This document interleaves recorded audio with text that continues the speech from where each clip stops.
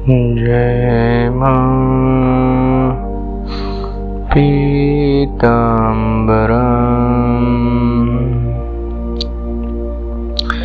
मैं योगेश शुक्ला भगवती पीताम्बरा के चरणों का दास श्री गणेश को प्रणाम कर गुरु चरणों की वंदना करते हुए माता श्री के सभी साधकों को प्रणाम करता हूँ। हे भगवती पीताम्बरा, अपने सभी साधकों पर अपनी कृपा दृष्टि बनाए रखें। मूढ़ बुद्धि दुष्टों को हे माँ, उन्हें सद्बुद्धि प्रदान करें।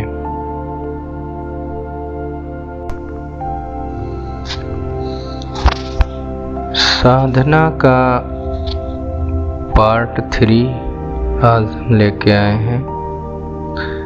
दक्षिण व वाम मार्गी साधनाएं क्या हैं और इनके लाभ हानि क्या है, तो आइए जानते हैं। बने रहें वीडियो के अंत तक। इससे पहले हमारी साधना पार्ट 1 पार्ट 2 जिन्होंने नहीं देखी है वो वीडियो अवश्य देखें, तभी आगे की वीडियो आगे का तभी समझ में आएगा अच्छे से। साधना शब्द का प्रयोग देवी देवताओं को उपासना के लिए होता है, जिससे अभीष्ट महान कार्य की सिद्धि होती है। देश काल क्रिया वस्तु और कर्ता में पांचों जब साधना के लिए उपयुक्त होते हैं तभी साधना सिद्धि होती है। साधना के प्रकार मैं पहले ही बता चुका हूँ। यहाँ पर बस 2 ही साधनाओं के बारे में बात कर रहे हैं, दक्षिण मार्गी और वाम मार्गी। दक्षिण मार्गी दैवी और वाम मार्गी आसुरी साधनाएं भी कहते हैं। इन्हीं को शास्त्र में दक्षिण और वाम मार्ग कहा जाता है। दक्षिण मार्ग की साधना में साधक को लाभ चाहे न हो, परंतु हानि तो होती ही नहीं है। पर वाम मार्ग की साधना में लाभ नहीं होता तो नुकसान जरूर होता है, गलतियां बर्दाश्त नहीं। वाम मार्ग की साधना में गलती बिल्कुल बर्दाश्त नहीं। दक्षिण मार्ग में तत्काल लाभ नहीं दिखता, धीरे धीरे कल्याण होता है, परंतु वाम मार्ग में तत्काल ही लाभ हानि हो जाती है। दोनों में ही अक्रोध, शौच, ब्रह्मचर्य का पालन आवश्यक है। इनका पालन न करने से दक्षिण मार्ग में कोई फल नहीं मिलता, परंतु वाम मार्ग में बड़ा नुकसान हो जाता है। कभी कभी तो प्राणों पर आ बीतती है। वाम मार्ग में जरा भी नहीं चूके, वाम मार्ग में जरा भी कहीं चूके कि बलिदान होते देर नहीं लगती। वेद में ब्राह्मण और मंत्र ये 2 विभाग हैं। किसी भी देव की सिद्धि के लिए उस देवता की मूर्ति, यंत्र, मंत्र की जरूरत है। प्रयोग के समय वहाँ एक आदमी उपस्थित रहने चाहिए। कभी कभी तो मनुष्य एकांत से ही डर जाता है। उदाहरण के लिए, एक व्यक्ति ने किसी मंत्र की सिद्धि के लिए ग्रहण के दिन श्मशान में एक आम के पेड़ के नीचे बैठकर साधना शुरू की। उन्हें सामने से पहाड़ से एक अघोरी उतरता दिखाई दिया। अघोरी ने श्मशान में पहुंचकर फिर वहीं गुम हो गया। ये देखकर उनका शरीर मारे डर के पसीने पसीने हो गया। वे बड़े जोर से चीख मारकर वहीं लुढ़क पड़े। वहां उनकी कौन सुनता। ग्रहण शुद्ध होने पर लोग नहाने को आए, तब किसी ने उनको वहां पड़े देखा। उठाकर मंदिर में लाया गया। जोर से ज्वर चढ़ा था। 3-4 दिन बाद बुखार उतरा, पर वो पागल हो गए थे और कुछ ही वर्षों के बाद शरीर छोड़कर चल बसे। एक व्यक्ति देवी के उपासक थे। वे अपने घर में रात्रि को सदा उनके मंत्र का जाप करते। एक दिन उन्होंने एकाएक अपने शरीर पर कुछ बिच्छुओं को चढ़ते देखा।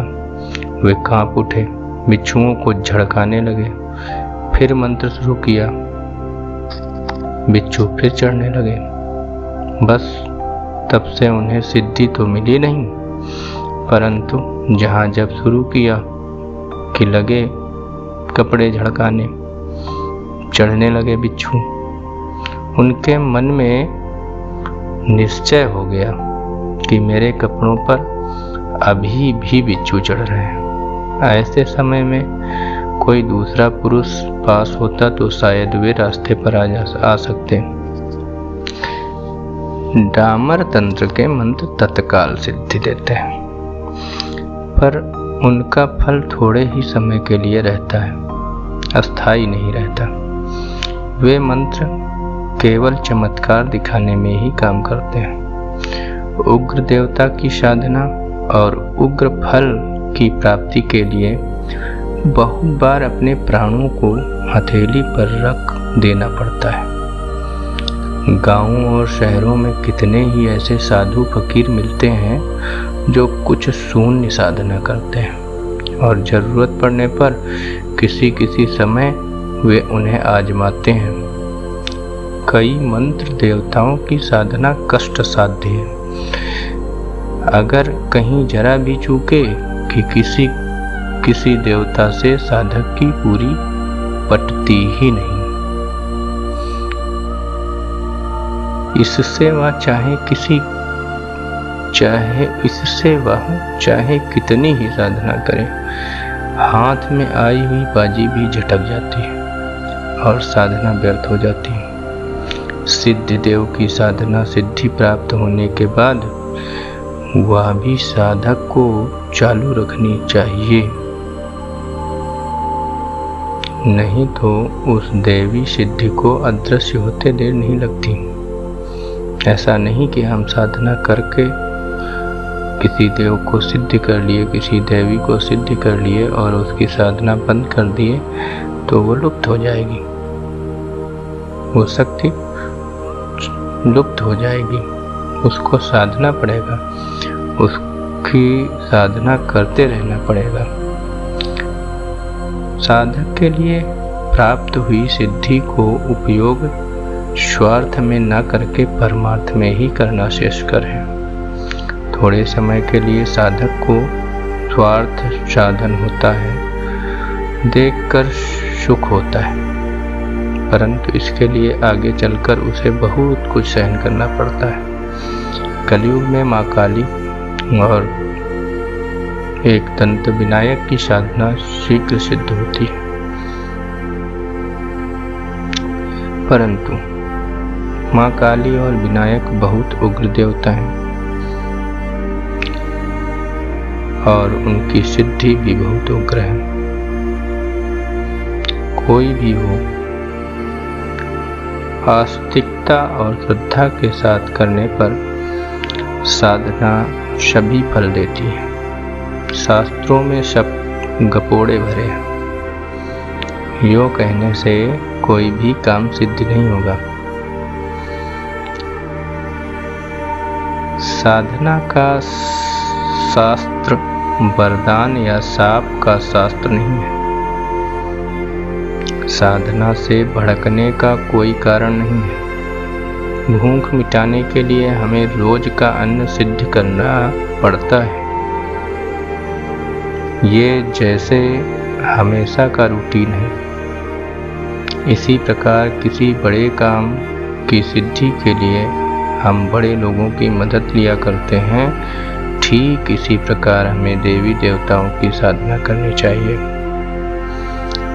देवताओं की साधना से हमें चिर अस्थायी सुख मिल सकता है। यह निर्विवाद बात है। यह निर्विवाद बात है। कर्ण, भीष्म, द्रोण आदि के पास महान सिद्धियां थीं। इसी से वे महान बन सके थे। शास्त्रों के लेखानुसार तो योग संसार की सबसे बड़ी शक्ति है। मैं इस पर बहुत कुछ बताने वाला हूँ योग पर। योग ही हमारा आध्यात्मिक चैप्टर है, इसी को आगे बढ़ाएंगे। यह सब परिचय लेकिन देना जरूरी है। साधना के बारे में, साधनाएं कौन कौन सी हैं, इन सबको परिचय देना जरूरी है। और इसके द्वारा अर्थात योग के द्वारा मनुष्य के लिए कोई भी कार्य असंभव नहीं रहता। प्रत्यक्ष में अनेक योगियों को नाना प्रकार के आश्चर्यजनक चमत्कार करते देखा गया है। अब भी योगी एक एक महीने तक की समाधि लगाते हैं, दिव्य दृष्टि का परिचय देते हैं, शस्त्र, विष आदि के प्रभाव को व्यर्थ करते देखे गए हैं। उनके आशीर्वाद और शाप का प्रभाव भी कभी कभी स्पष्ट देखने में आता है। पर यह सब बातें प्राचीन योगियों की शक्ति के सन्मुख नगण्य ही मानी जानी चाहिए। यद्यपि उस समय के अधिकांश साधक केवल परमात्मा की प्राप्ति के हेतु ही योग साधना करते थे, पर साधनावस्था में स्वभावतः उनको अलौकिक सिद्धियां प्राप्त हो जाती थीं। यह बात सत्य है कि जो वास्तविक मुमुक्ष योगी होते थे वे इन सिद्धियों की तरफ ध्यान नहीं देते थे और उनका प्रयोग भी कदाचित ही करते थे। वे इन सिद्धियों के फेर में पड़ना और उनको अधिक विकसित करना मुक्ति मार्ग में बाधा स्वरूप मानते थे और जहाँ तक संभव होता था उन्हें किसी पर प्रकट नहीं होने देते थे। पर इस वक्तव्य पर से यह विचार कर लेना कि सिद्धियों की बात सर्वथा कल्पित या असंभव है, ठीक ना होगा। किसी उच्च कोटि के साधक का यह कहना ठीक माना जा सकता है कि हमको सिद्धियों की ओर लक्ष्य करके मुक्ति की ओर ही बढ़ते जाना चाहिए, पर हर एक साधारण साधक का जो योग की विधियों को भी अभी भली प्रकार नहीं जानता, ये कहना कि सिद्धियां विघ्न स्वरूप हैं, इनसे बचकर ही रहना चाहिए, कोई अर्थ नहीं रखता। त्याग उसी चीज का किया जाता है जो हमको प्राप्त हो चुकी है या शीघ्र ही मिलने वाली है।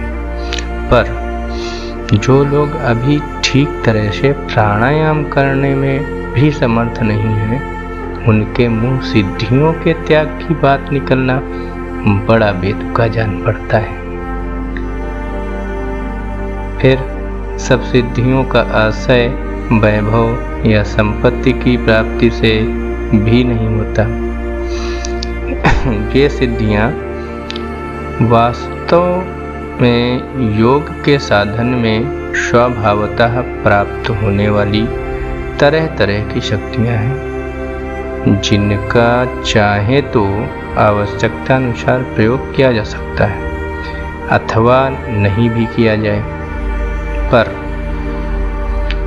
यह मानना हमें पड़ेगा कि वे हैं बड़ी विलक्षण। विज्ञान बड़ी बड़ी असंभव समझी जाने वाली बातों को सत्य सिद्ध कर दिखाया, पर योग की सिद्धियां उनसे भी अधिक विस्मयजनक हैं, क्योंकि विज्ञान द्वारा किए जाने वाले कार्यों में बहुत अधिक यंत्रों और सैकड़ों प्रकार की रासायनिक पदार्थों या मसालों की आवश्यकता पड़ती है, जबकि योगी जो कुछ करते हैं वह सब आत्मबल और आंतरिक शक्तियों द्वारा संपन्न होता है। योग की ऐसी सिद्धियों की संख्या बहुत अधिक है। क्या संकल्प की साधना दक्षिणायन नीचे के मार्ग पर ले जाती है और समर्पण की साधना उत्तरायण ऊपर के मार्ग पर ले जाती है?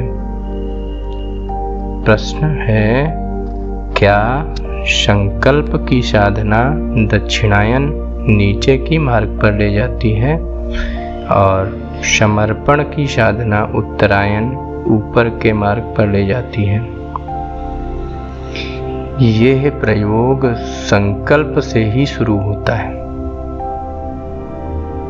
सभी ध्यान संकल्प से शुरू होते हैं, लेकिन सभी ध्यान समर्पण पर समाप्त होते हैं।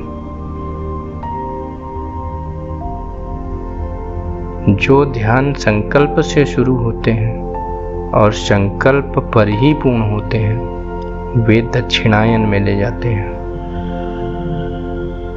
दक्षिणायन माने सात्विक की साधना। क्रमशः संकल्प छूटता चला जाता है और आप समर्पण में प्रवेश करते हैं।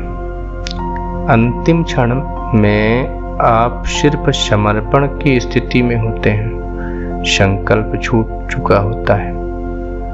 जो ध्यान की विधियां संकल्प से शुरू होती हैं और समर्पण पर पूर्ण होती हैं, वे उत्तरायण में ले जाती हैं। फिर से समझिए, जो ध्यान की विधियां संकल्प से शुरू होती हैं और समर्पण पर पूर्ण होती हैं, वे उत्तरायण में ले जाती हैं। समर्पण के लिए भी संकल्प का उपयोग करना पड़ता है। यदि आप संकल्प के लिए ही संकल्प का उपयोग कर रहे हैं, तो यात्रा दक्षिणायन हो जाती है, अर्थात साधना दक्षिणायन हो जाती है। और यदि आप संकल्प का उपयोग समर्पण के लिए कर रहे हैं, या समझने वाली बात है, यदि आप संकल्प का उपयोग समर्पण के लिए कर रहे हैं, तो यात्रा उत्तरायण हो जाती है। संकल्प हमारी स्थिति का ही प्रयोग है। यदि हम कहीं खड़े हैं, तो वह संकल्प हमारी स्थिति है। हमें जहाँ भी जाना हो, ऊपर या नीचे, संकल्प से ही जाना पड़ेगा। यदि आप संकल्प से लिए ही संकल्प कर रहे हैं, यदि आप संकल्प के लिए ही संकल्प कर रहे हैं, विल फॉर विल सेक, तो आप नीचे उतर जाएंगे। और विल फॉर सरेंडर सेक, तो आप ऊपर चढ़ जाएंगे। अंतिम लक्ष्य समर्पण हो, तो संकल्प की सीढ़ी का उपयोग भी किया जा सकता है।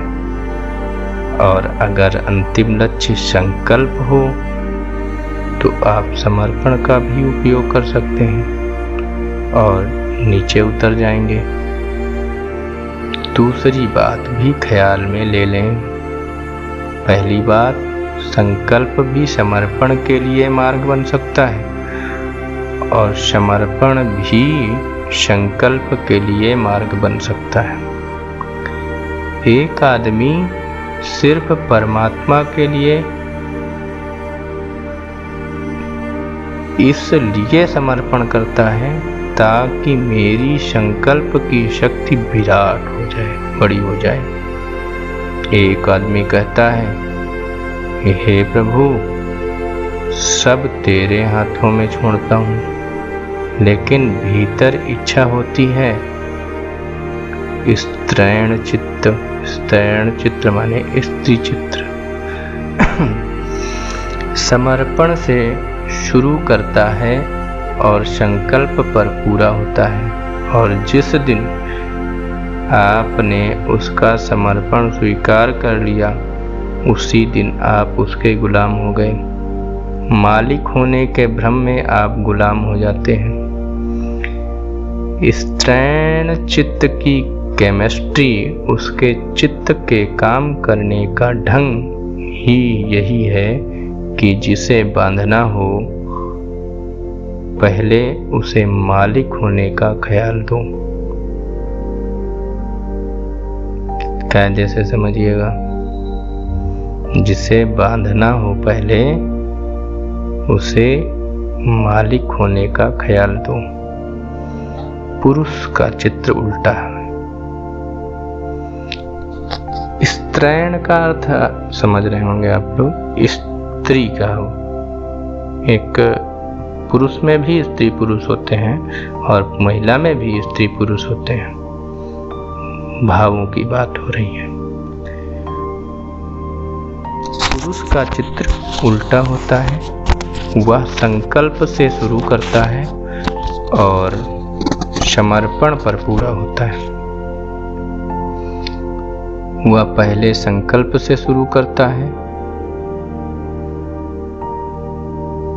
वह पहले स्त्री को जीतने की कोशिश करता है। उसे पता नहीं कि आखिर में हारेंगे। यह जीतने से उनकी हार हो रही है, इसीलिए स्त्री और पुरुषों में मेल बन जाता है। नहीं तो मेल बनना मुश्किल हो जाए। अपोजिट, विरोध में उनमें मेल बन जाता है।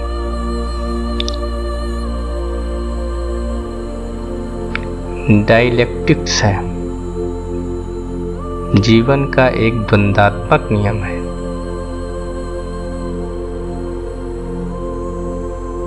विपरीत आकर्षित करते हैं। स्त्री और पुरुष बिल्कुल विपरीत ढंग से जीते हैं। उनके जीने का ढंग की विपरीतता की गहराई यही है कि स्त्री शुरू करती है समर्पण से और पूर्ण करती है संकल्प पर। पुरुष शुरू करता है संकल्प से और पूर्ण करता है समर्पण पर। इसीलिए दोनों के बीच आकर्षण है।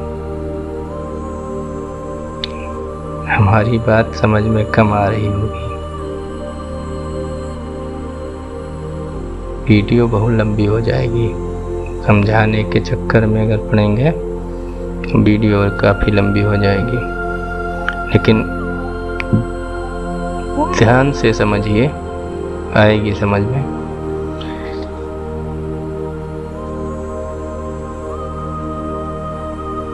पुरुष शुरू करता है संकल्प से और पूर्ण करता है समर्पण पर। इसीलिए दोनों के बीच आकर्षण है।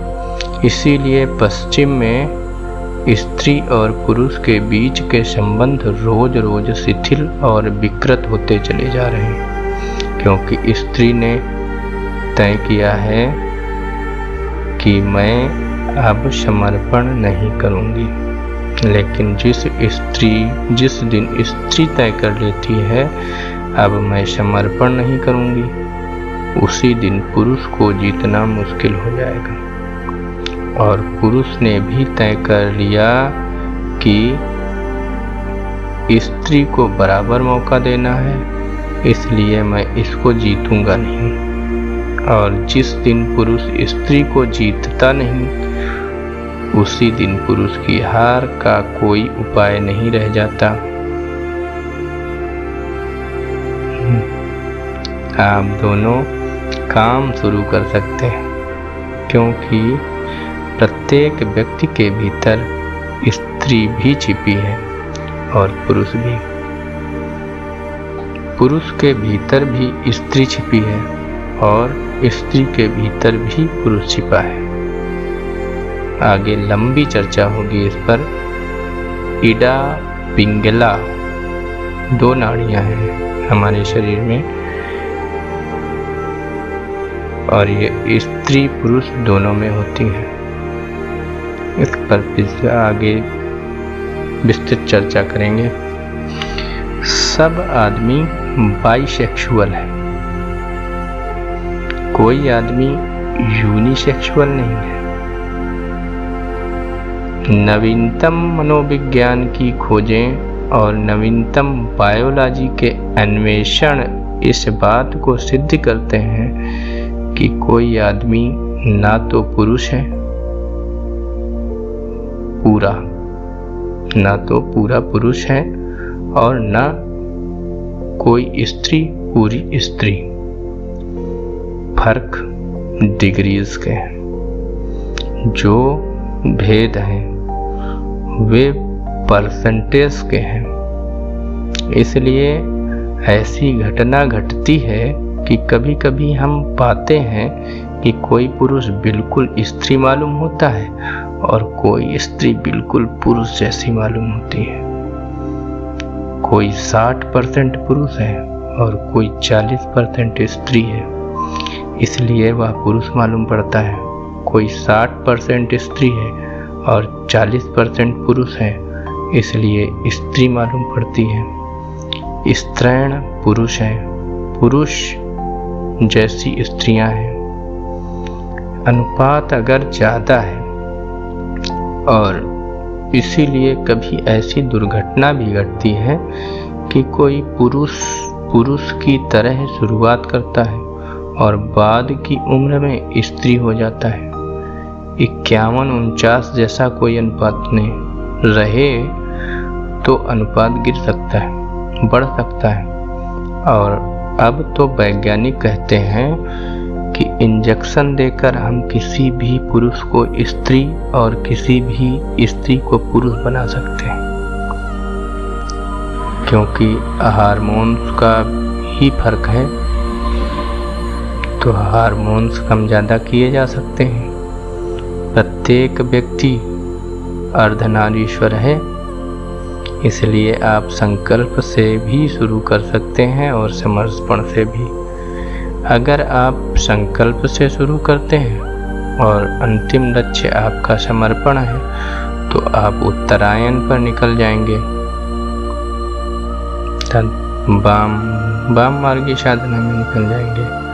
और अगर आप संकल्प से शुरू करते हैं और अंतिम लक्ष्य भी संकल्प ही है तो आप दक्षिणायन पर निकल जाएंगे।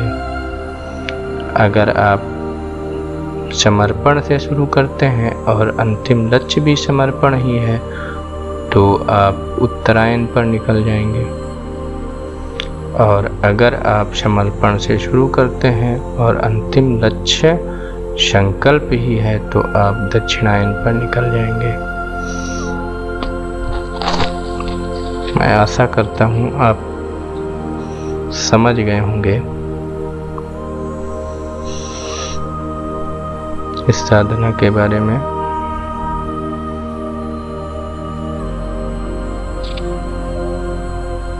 योग के माध्यम से थोड़ा हमने बताया है।